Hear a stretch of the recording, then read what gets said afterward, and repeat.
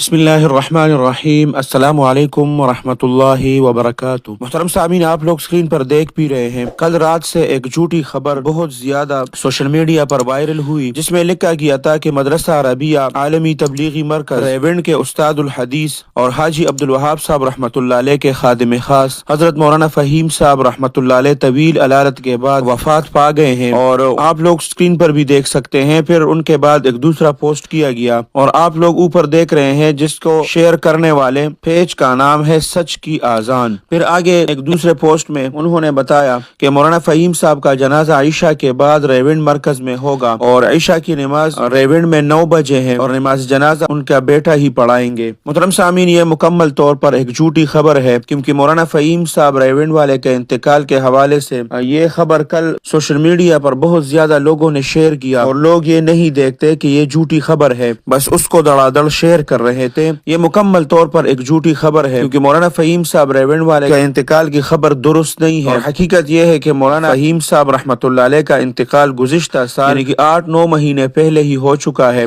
اور ہمارے اس چینل پر اس کے وفات کی ویڈیو بھی موجود ہے۔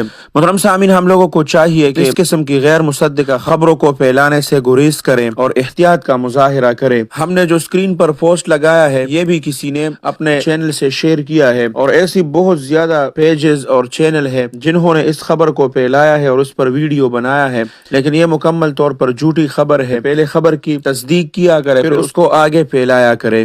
اللہ سبحانہ و تعالی ہم سب کو جھوٹ سے بچائے، اور اللہ سبحانہ و تعالی مولانا فہیم صاحب رحمۃ اللہ علیہ کی کامل مغفرت فرمائے۔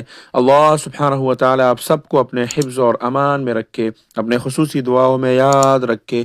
السلام علیکم ورحمۃ اللہ وبرکاتہ۔ جاء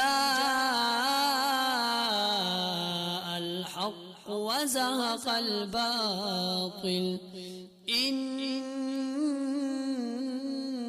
الباطل كان زهوقا